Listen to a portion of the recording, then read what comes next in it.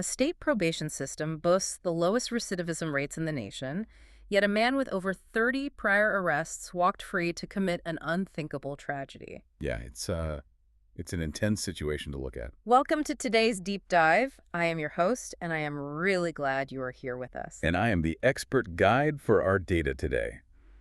It's great to be here. We have a massive story to unpack. We really do. For the next 15 minutes, we are going on a mission to examine a highly complex, honestly, deeply tragic intersection. Right. An event where local justice, state immigration policies, and evidence-based probation systems all crash into one another. And we pulled together a large stack of sources for you. We're looking at local news reports, internal police emails, state executive orders. Plus a really comprehensive data report from the Virginia Department of Corrections. Exactly. We want to show you how these different parts of the system interact or, fail to interact. Before we jump into the timeline, I do want to make something explicitly clear to you, the listener. Yeah, this is important. The sources we are using today contain highly politically charged content. From both left-wing and right-wing perspectives. Exactly. So we are going to impartially report on the facts and the arguments presented in this material without taking any sides. We are not endorsing any political viewpoints here. Not at all. Our goal is simply to help you understand the mechanics of what happened. So let's look strictly at those mechanics. Let's start with the tragedy itself. This entire situation centers on a woman named Stephanie Minter. She was a 41-year-old mother. Living in Fredericksburg, Virginia. Her family and friends described her in her obituary as a beam of light in dark places. It is truly devastating. On February 23, 2026, she was waiting at a bus stop in Fairfax County. Tragically, she was fatally stabbed in the neck. And when you look at the background of the suspect charged with her murder, the details become incredibly dense. His name is Abdul Jalloh. He's a 32-year-old man originally from Sierra Leone. And Department of Homeland Security records show he entered the United States illegally in 2012. He'd been living in the Virginia area for quite some time. The police actually apprehended him the day after the murder. Right, because a liquor store employee recognized him from security footage. And called 911 to report him for shoplifting. Which is where the timeline of his interactions with law enforcement becomes a major focal point. Because his criminal history is extensive. We are talking about over 30 prior arrests. Resulting in more than 40 different charges. Before this tragic murder even took place. The sheer volume of contact he had with the local justice system stands out immediately. And when you break down his past crimes, you see a very clear, documented escalation. His early record included offenses like identity theft, trespassing, and drug possession. But over time, his behavior escalated into severe violent crimes. Yes. His rap sheet includes charges for rape, assault, and multiple malicious woundings that involved stabbings. A crucial fact here is that Jalloh was already on probation when the murder occurred. He received a conviction in 2023 for malicious wounding. A judge sentenced him to 7 years in prison, but then suspended 5 of those years. So he served a short time and was released back onto the streets on probation. Which brings up the central conflict of this entire situation. When you have a record showing more than 30 arrests and a clear pattern of escalating violence. How does that individual legally remain out in the community? That is the exact question we need to answer. Let's look at the breakdown at the local level. The reports point heavily toward the Fairfax County Commonwealth's attorney, Steve Descano. His office handled many of Jalloh's previous cases. And the records show the prosecutor's office dropped the charges in more than a dozen of Jalloh's arrests. They entered a legal filing called a nolle prosequi. Which just means a formal decision by a prosecutor to drop a case. Right. Now, the prosecutor's office defended these decisions publicly. They stated they are tightly constrained by legal permissibility. They explain the mechanics of trying to pursue what they call a victimless prosecution. In one specific prior stabbing case involving Jalloh, the victim simply failed to appear in court. If the person who got stabbed refuses to testify, the case essentially falls apart. Exactly. The prosecutors argue they can only work with the active testimony and physical evidence available to them. But the local police were actively sounding the alarm. We looked at several internal emails between the Fairfax County Police Department and the prosecutor's office. The police explicitly warned the prosecutors at least 3 times about Jalloh. One email from November 2025 really stands out. A police major wrote directly to the prosecutor's office asking why he was back out on the street so quickly. The major wrote that based on their numerous dealings with him, it was, quote, not a question of if, but rather when he will maliciously wound or worse again. Wow. That internal communication highlights a massive disconnect. You have the police officers making the physical arrests on the street, And the prosecutors managing the charges in the courtroom. clearly looking at the same individual but operating with entirely different risk tolerances. But dropped local charges only explain one part of the equation. We also have to look at how local sanctuary policies handle federal immigration detainers. Right. U.S. Immigration and Customs Enforcement, or ICE, lodged a detainer against Jalloh back in 2020. A judge had actually issued a final order for his removal from the country. But Fairfax County Sheriff Stacey Kincaid refused to honor that detainer. How does that work legally? Can a local sheriff just unilaterally decide not to honor a federal removal order? Yes, and the mechanics of why tie directly to local policy and constitutional law. In 2018, Sheriff Kincaid officially terminated the county's working agreement with ICE. Then in 2021, Fairfax County implemented a formal sanctuary policy. Under this specific policy, local law enforcement explicitly refuses to hold individuals based on administrative ICE detainers. Because an administrative detainer is basically ICE sending a piece of paper to the local jail. Saying, hey, we think this person violates immigration law, keep them locked up until we get there. It's exactly. Sanctuary jurisdictions argue two main points. First, local tax dollars and police resources should not enforce federal civil immigration laws.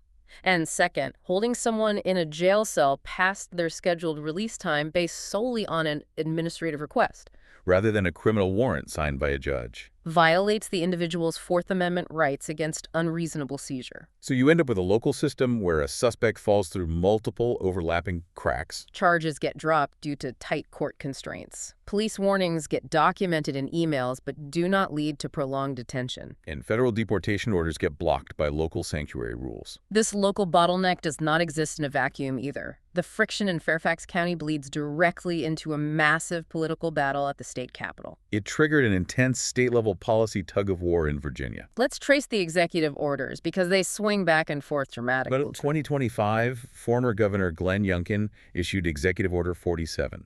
Which mandated that state agencies, like the State Police and Department of Corrections, enter into what are known as 287-gram agreements. Think of a 287-gram agreement as giving a local police officer a secondary federal badge strictly for immigration purposes. It deputizes them to perform specific federal immigration duties. They get access to federal databases, they can interview individuals about immigration status, and they can start processing paperwork for removal right from a local jail. Governor Youngkin's order aimed to maximize that collaboration with ICE. But executive orders change when administrations change. Right.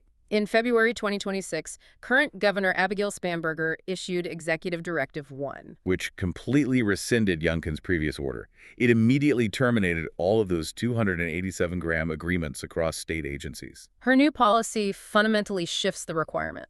Governor Spanberger's directive dictates that Virginia law enforcement will only hand individuals over to ICE if federal agents present a signed judicial criminal warrant. An administrative detainer is no longer enough.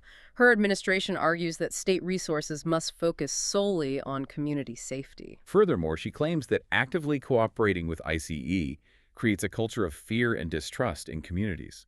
The argument is that if undocumented residents fear interaction with police leads to deportation, they will refuse to report crimes or act as witnesses. Which ironically ties right back to the prosecutor's problem of not having witnesses for their cases. This executive reversal sparked a fiery battle in the Virginia General Assembly. Democratic lawmakers are currently advancing a slate of bills to further restrict ICE operations statewide. Like HB 1441, it establishes strict conditions that make it much harder for ICE to even lodge detainer requests. They are pushing measures to physically ban ICE agents from making arrests inside courthouses or near voting locations.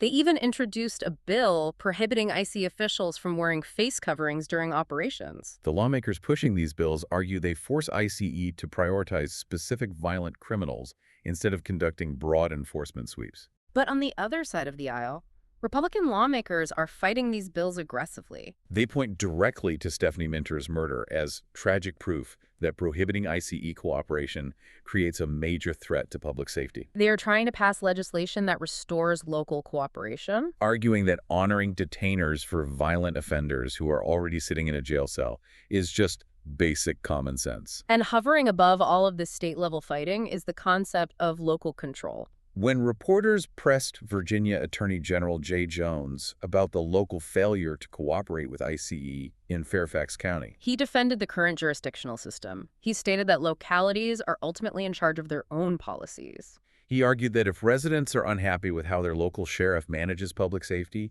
the ultimate accountability happens at the ballot box. It creates a dizzying jurisdictional battle. Federal agents, state governors, and local sheriffs all operating under entirely different rules. But there is a paradox here that really stands out. We just detailed a massive failure of accountability at the local level, but the state of Virginia actually boasts an incredibly successful, highly acclaimed corrections system. This is perhaps the most fascinating contrast we found. We reviewed a comprehensive FY 2025 report from the VADOC. The Virginia Department of Corrections. And their statistics are incredibly impressive. Virginia currently holds a 17.6% recidivism rate. That means only 17.6% of offenders commit a new crime and return to state custody within 3 years of release. That is the lowest or second lowest rate in the entire country. And they have maintained that top-tier status for 9 straight years. How do they achieve that? The state report emphasizes evidence-based practices. They rely heavily on a highly advanced predictive tool called the Compass Risk and Needs Assessment. A probation officer doesn't just sit at a desk and guess if someone is dangerous. The state uses complex predictive algorithms. The tool analyzes an offender's criminal history, substance abuse patterns, and behavioral history to logically determine their specific supervision level. And they apply everyday technology to manage their caseloads brilliantly. For low-risk offenders, the state uses the Voice Verification Biometric Unit, also known as the VVBU. Think of it like using Face ID or the voice recognition feature on your banking app. It's a smartphone app that uses facial and voice recognition for virtual check-ins. The statistics on this specific program are incredible. It boasts a tiny 1.4% recidivism rate among its users. And because it automates all those routine check-ins, it saves probation officers an average of 9 hours a week. Freeing up that time allows officers to theoretically focus their energy strictly on high-risk individuals. For those moderate to high-risk individuals, VAD Time runs the Community Corrections Alternative Program, or CCCHAP. This provides intensive residential treatment, and graduates show drastically lower recidivism rates. So if we synthesize all of this, the contrast is stark. The state built a highly data-driven, technologically advanced probation system. It successfully uses evidence, algorithms, and treatment to keep people from redehunting. But the effectiveness of this entire state system is completely short-circuited when local factors intervene. Local prosecutorial discretion, localized sanctuary policies, and a breakdown in state-federal cooperation allow a known, high-risk offender to slip right through the jurisdictional cracks. The most advanced predictive algorithm in the world cannot protect the public if local policies prevent law enforcement from acting on the data. So with localities and federal agencies at a complete standstill, is anyone finding a way to bridge this gap? Is there a middle ground? There's one potential workaround gaining traction found in our sources. It's called the Minnesota method. Some officials also refer to it as the Hummin deal. This is a strategy designed specifically to navigate the intense legal tension between federal immigration enforcement and local sanctuary jurisdictions. How does it actually function on the ground? Because right now, sanctuary cities refuse to hold an individual on an administrative detainer. Under the Minnesota method, local law enforcement completely sidesteps the detainer issue. They do not hold the person past their legal release time for even 1 extra minute. Instead, they simply notify federal authorities when they are about to release a deportable individual. So it's just an administrative heads up.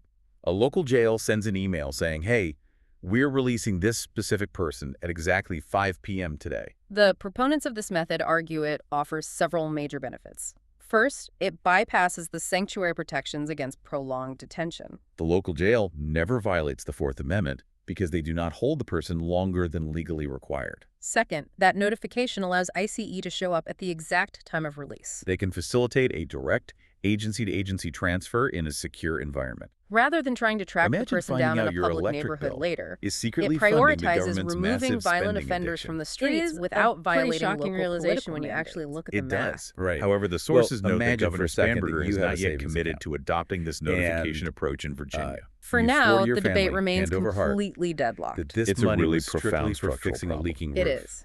To You summarize said, the web we unpacked if we for don't you fix today, this roof, Stephanie Minter's house is gonna tragic death collapse. sits It's an right at the existential center of crisis for the overlapping house. Exactly, systemic it's the failures. save the house fund. Local But then, prosecutorial your car choices, breaks down, dropping you spend a little charges too much due on to court groceries, constraints, you've got bills and piling up. uncooperative witnesses. So what do? You raid State the roof executive fund. orders swinging take that money, wildly pay off your back credit and cards, forth and on tell your ICE family, hey, don't worry, cooperation. we'll fix And the roof hard later. limits of Right. even the And in this absolute scenario, best the roof is the evidence-based planet, probation or systems, at least Maryland's when climate jurisdictional goals. boundaries And the block car is a communication. massive self-inflicted It really highlights the friction points inside our modern justice system. state which budget leads to a deficit. final A thought I want to completely leave you avoidable with today. deficit, I might add. We spent time Welcome to the discussing deep dive. predictive algorithms Today and we're biometric exploring a tech. classic case of Our justice fiscal system sleight is of rapidly hand coming out of modernizing. Annapolis. But imagine what We happens are in the looking near at the future when Strategic AI Energy probation Investment Fund. algorithms become The so SAFE. advanced that they begin It's a factoring huge a pot of specific money meant to jurisdiction's save the political environment. sanctuary But status it's turning into a into hidden an tax individual's on flight every single risk person score. paying an Wow. Think electric about bill it. in If Maryland. the predictive tool It knows really a is. It's specific become the county center will of a absolutely huge refuse to political fight. cooperate with federal You've got a detainers. Democratic Will the governor algorithm frustrated automatically environmentalists label making an some very awkward undocumented compromises offender as a higher and flight conservative risk critics simply who are because rightly of the calling this whole local thing a zip code? shell game. A shell game. Technology is And when designed you look to at the documents quantify we have risk. today, reports, We may soon reach a budget point where our proposals, criminal critiques justice from Senate algorithms are Republicans, forced it is to really hard to mathematically unsee it. Our mission for this quantify deep our dive is political simple. friction. Follow the That money. is a fascinating follow and the somewhat money. We unsettling are going to see concept how to a fund consider. designed The to technology fight might climate eventually change map is out being our used to political plug holes divides in as the risk state budget. factors. Definitely And we'll something dig to into the mull over. argument that Thank this you so isn't much found for money joining at us all. on this This is deep dive essentially today. a backdoor We hope tax this on breakdown families. helped you understand Let's the get right mechanics into it. behind the The headlines. Strategic great Energy walking through Investment this with Fund. you. It sounds Keep very exploring, official, keep very asking important. questions, What does it and actually we will do? catch you Well, on the next on deep paper. dive.